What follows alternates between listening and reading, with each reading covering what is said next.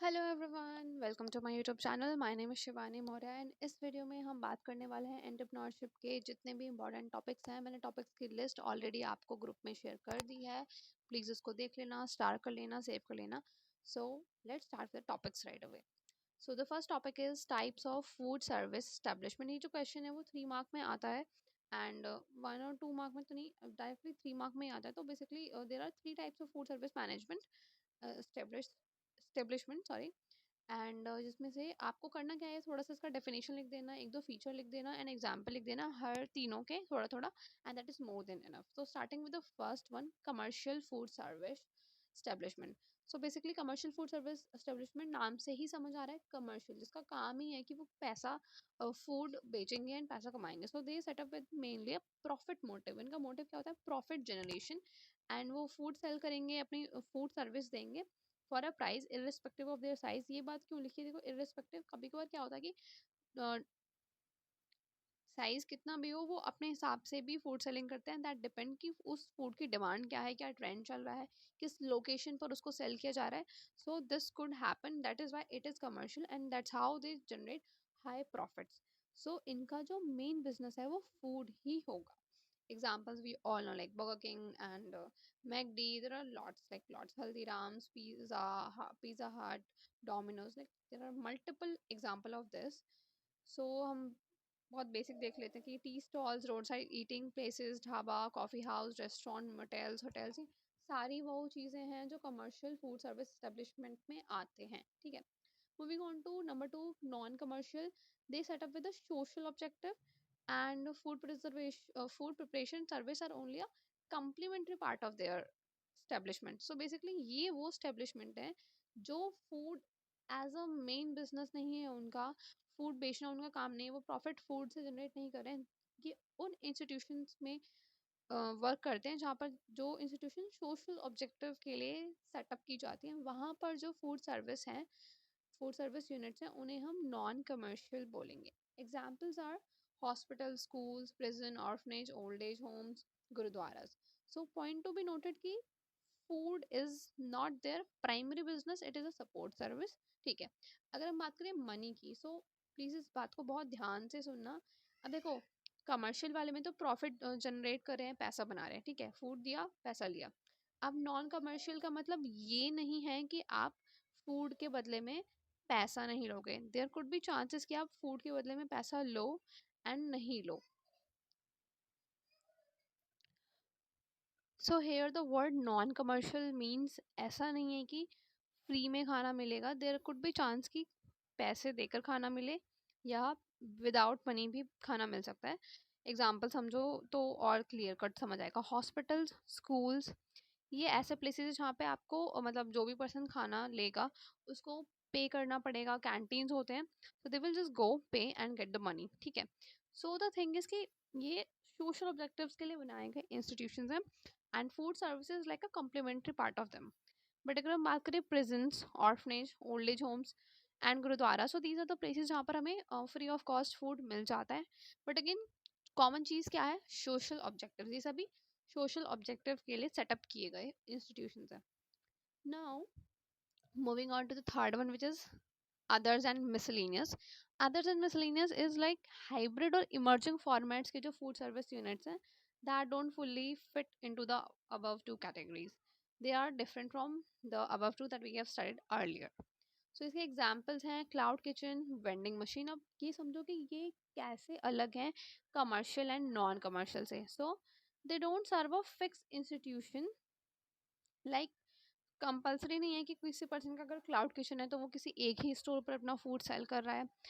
And अगर हम बात करें कि इनके अदर फीचर्स क्या हैं, they are multi functional and breaking traditional setup. So traditional setup में क्या होता है? वी जस्ट सी कि दैट इज लाइक रेस्टोरेंट और जो भी फूड सर्विस यूनिट है, there is a person, the person will serve food to अस।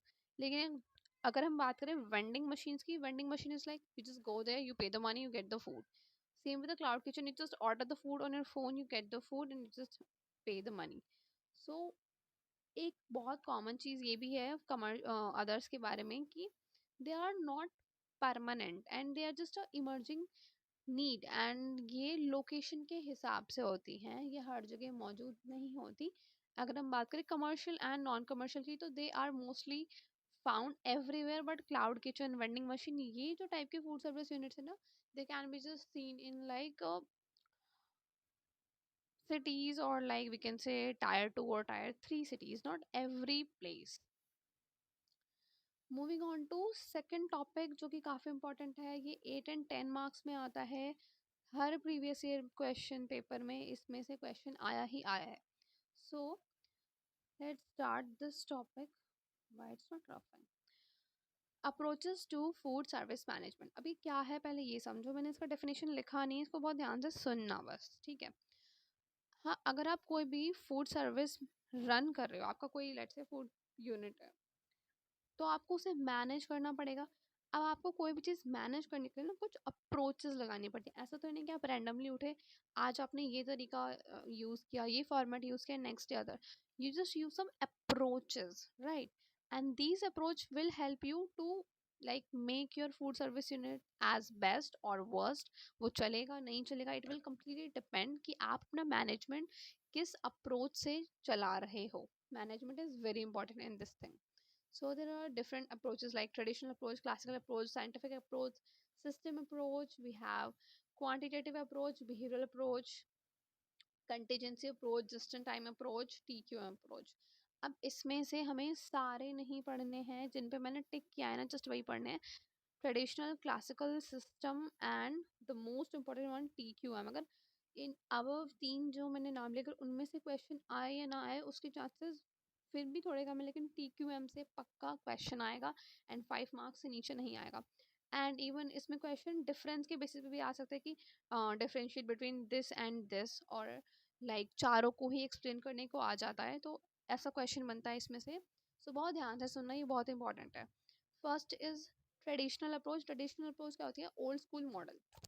ये अथॉरिटी और हेरारकी पे बेस्ड होता है। इसमें क्या होता है कि मैनेजर होता है, वो ऑर्डर देगा, वर्कर्स फॉलो करेंगे, खत्म। कोई कोलैबोरेशन नहीं है, इट्स जस्ट कि मैनेजर का ही काम है कि वही सोचेगा क्या करना है, कैसे करना है, वो ऑर्डर देगा, एंड वर्कर्स बिना कुछ बोले, बिना कोई ओपिनियन रखे उसको फॉलो करते जाएंगे। इसका बहुत क्लासिक एग्जाम्पल, ये मैं जस्ट याद करने के लिए बता रही हूँ, इसको लिख कर मत आना प्लीज पेपर में। इसका एग्जाम्पल है कि मम्मी ऑर्डर देंगी कि भाई आज तो घर में यही बनेगा, आज ऐसे ही बनेगा, एंड घर में जो भी डॉटर रहेगी या जो भी खाना बना रहे हैं, हम जस्ट अगर ठीक है बेटा भी है तो वो जस्ट फॉलो करेगा, ठीक है। मम्मी का काम है ऑर्डर देना, क्योंकि मम्मी बोलती है कि भाई मैं तो बड़ी हूँ, आई हैव द अथॉरिटी, तो I will give orders and others will follow. Same इसका क्लासिक एग्जांपल आप लिख सकते हो, that chef running a kitchen in military zone, और कोई भी फूड सर्विस यूनिट है, दैट्स कोई सीनियर शेफ है, वो जैसा बोलेगा वैसा ही होगा, क्योंकि उसका एक हायर पोजीशन है, ही हैज दैट अथॉरिटी, ठीक है। सो ये हायरार्की की तरह चलता है, टॉप लेवल वाले की बात नीचे वाले को सुननी पड़ेगी, something like that. Moving on to classical approach. Classical approach देखो, ये क्यों आया, इसकी थोड़ी सी कहानी है, वो समझो पहले तो। पहले क्या होता था ना कि लाइक बहुत ज़्यादा लेबर वर्क करवाते थे, कोई मैनेजमेंट नहीं था, कोई सिस्टम नहीं था, लोगों को अपनी वर्थ नहीं पता थी, स्किल्स नहीं थी। सो लाइक लोग घंटों घंटों काम करते थे, 12-13 घंटे लेबर वर्क कर रहे हैं, कोई फिक्स टाइमिंग नहीं है, कोई फिक्स हायरार्की नहीं है, लोगों के अंदर आइडियाज नहीं, क्रिएटिविटी नहीं है, लाइक सबके अंदर नहीं होते। हाँ, there are some people who have those ideas and creativity, ठीक है। सो दैट इज वाई उस टाइम के जो मैनेजमेंट के स्कॉलर्स थे ना, उनकी जो भी थ्योरीज थी उसको अडॉप्ट किया गया फूड सर्विस यूनिट्स को रन करने के लिए, सो दैट बेटर परफॉर्मेंस मिल सके। जिस एंड जब भी हम बात करते हैं मैनेजमेंट स्कॉलर्स की, सबसे पहला नाम आता है हेनरी फ्योल का। He is also known as the father of general management. And इनका जो 5 फंक्शंस थे मैनेजमेंट के, एंड इवन हम स्टेप्स भी बोल सकते हैं इसको कि किसी भी, एंड ये सिर्फ फूड सर्विस यूनिट पे भी नहीं, कोई भी ऑर्गेनाइजेशन है, उन्होंने उसके लिए ये 5 स्टेप्स दिए हैं किसी भी ऑर्गेनाइजेशन को मैनेज करने के लिए। ये हमारे बुक में नहीं गिवन है, बट अगर आप ये लिख कर आओगे ना तो you will surely get marks, क्योंकि बहुत प्रिसाइज वे में मैंने इसको एक्सप्लेन किया है, ठीक है। Number 1 is planning. इसको बहुत कोर से ना ऐसे समझना कि लेट्स से आप ही अपना कोई फूड बिजनेस लॉन्च करने वाले हो, ठीक है। सबसे पहले आप क्या करोगे? प्लानिंग, कि हाँ मैं फूड बिजनेस लॉन्च करूँगा, तो ये मेरा प्रोडक्ट रहेगा, ऐसा रहेगा, क्या इसमें अलग रहेगा, या फिर क्या खास होगा, ठीक है। उसके बाद आप करोगे ऑर्गेनाइज करोगे, आप प्रोडक्ट्स लाओगे, रॉ मटेरियल्स लाओगे, जो भी चीज़ है आप ऑर्गेनाइज करने का काम करोगे। देन यू विल सी कि हाँ भाई मेरा तो जो बिजनेस होगा वो थोड़ा बड़ा होगा, तो I will have to do hiring. तो आप स्टाफिंग करोगे, कुछ शेफ्स हायर करोगे, मे बी कुछ वेटर्स हायर करोगे, या फिर अगर ऑनलाइन करना चाहते हो तो डिलीवरी पार्टनर्स देखोगे, ठीक है। तो आप स्टाफिंग कर रहे हो। देन उसके बाद डायरेक्टिंग, अब आपने अपना स्टाफ बुला लिया, शेफ बुला लिया, वर्कर्स बुला लिए, अब आप उन्हें निर्देश दोगे, that is the fourth part, directing. Direction दोगे कि हाँ ऐसे ऐसे ऐसे मेरा विजन है, आपको ऐसे काम करना है।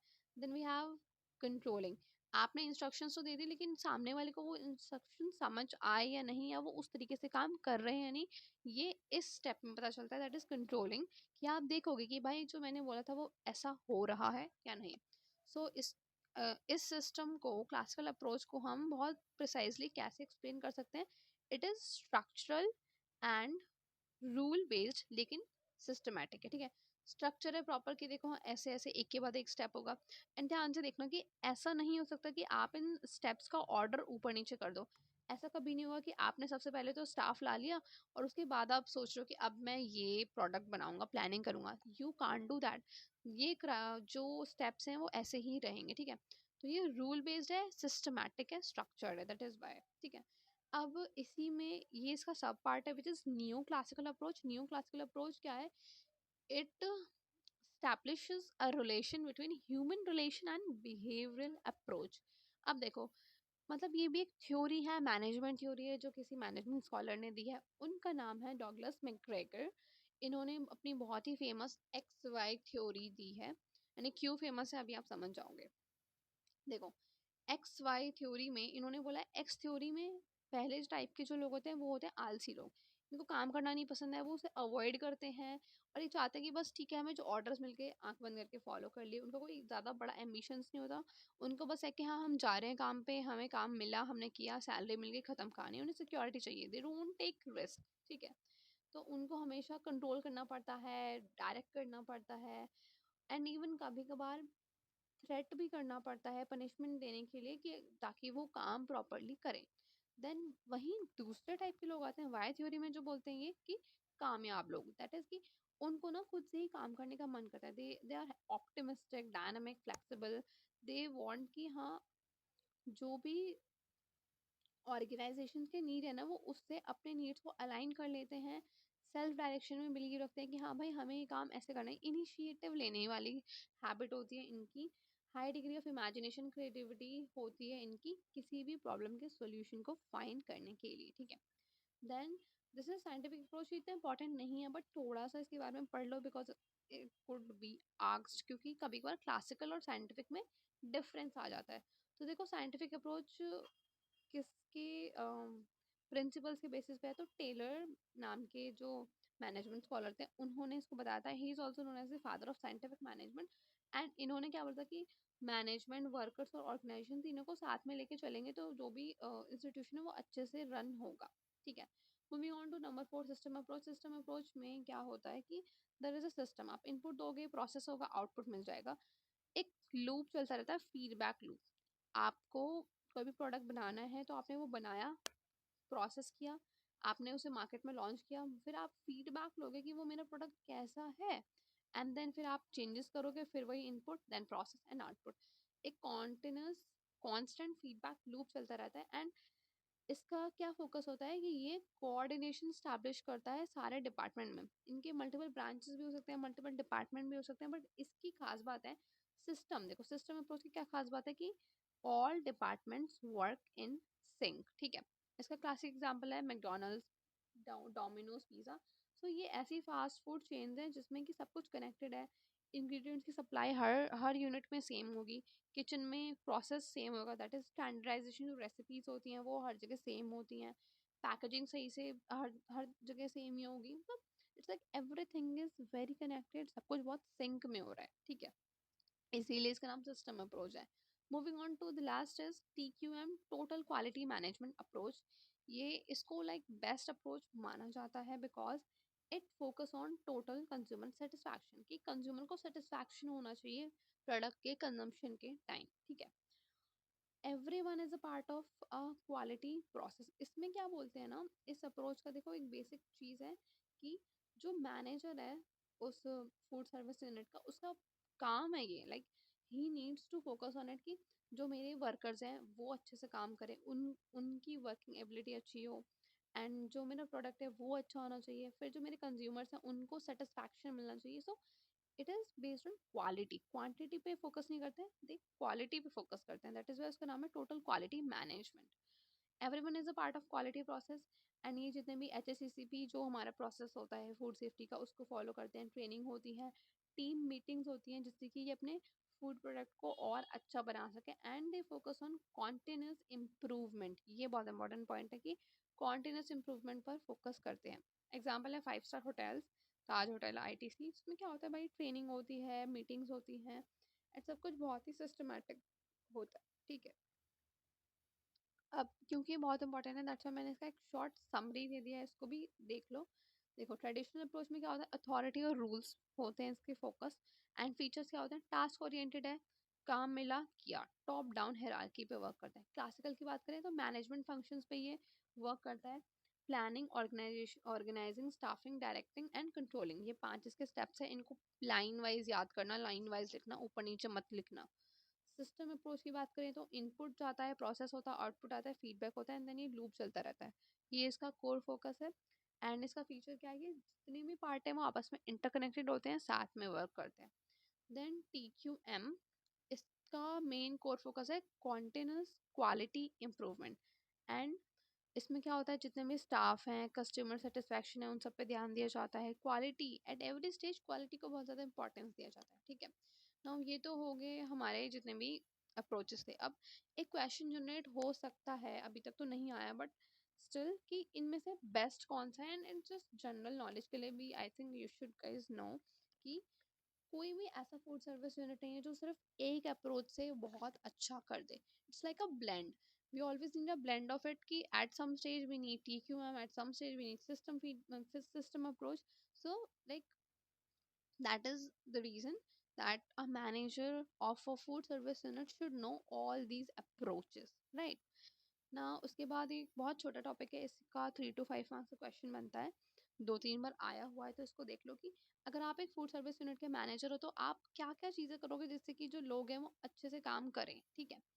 तो बेसिक जो मैनेजमेंट के फंक्शन है वही पूछे हैं, तो ध्यान से देखना, यहाँ से शुरू करना, ठीक है। Planning, organising, directing, evaluating, controlling, coordinating, ये 5-6 फीचर्स हैं।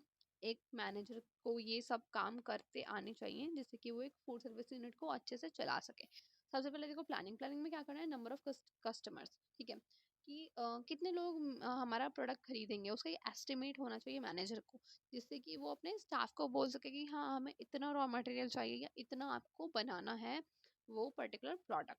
Then knowing staff production and service skills, उन्हें पता होना चाहिए कि हाँ भाई मेरे स्टाफ में कौन सा पर्सन क्या काम करने में बेहतर है, जिससे कि वो अपना जो भी स्टाफ के लिए वर्क है वो अच्छे से एलोकेट कर सके।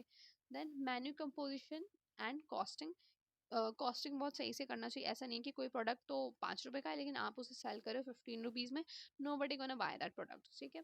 Then profit policy, keeping inflation in mind, sorry inflammation या इन्फ्लेशन यानी कि महंगाई, ठीक है।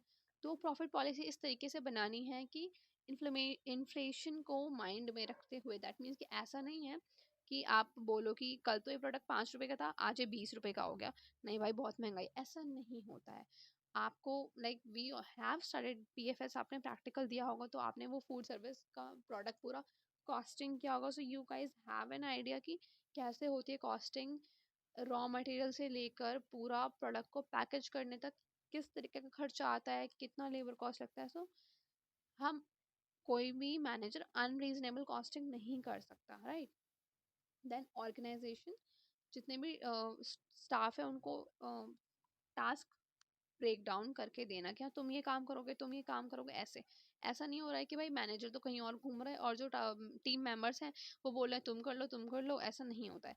So the manager should come in, उसको जो भी काम है वो असाइन करने पड़ेंगे, तुम्हें ये काम करना है, तुम्हें ये काम करना है, ठीक है। और वो इस तरीके से करने होंगे कि ऐसा नहीं होना चाहिए किसी एक स्टाफ मेंबर पर बहुत ज़्यादा बर्डन है और बाकी तो ऐसे ही घूम रहे हैं, नहीं। It should be very well managed. Resources का एलोकेशन सही से करना चाहिए कि इतने रुपए का रॉ मटेरियल आएगा, इतने रुपए हमें पैकेजिंग में लगेंगे, जितनी भी चीज़ें हैं, तो जो भी रिसोर्सेज हैं उसका एलोकेशन सही से करना चाहिए। Then second is third is directing. Directing में भाई इंस्ट्रक्शन देना, गाइड करना, अपने टीम मेंबर्स को सुपरवाइज करना, कभी कभी उन्हें सिखाना भी पड़ता है, टीचिंग एंड रिव्यूइंग, जो वो काम कर रहे हैं उसको रिव्यू भी करना है। ऐसा नहीं है कि टीम मेंबर्स ने कोई नया आइडिया दिया एंड मैनेजर आके बोले कि ठीक क्या बकवास आइडिया था, ऐसा नहीं होता है।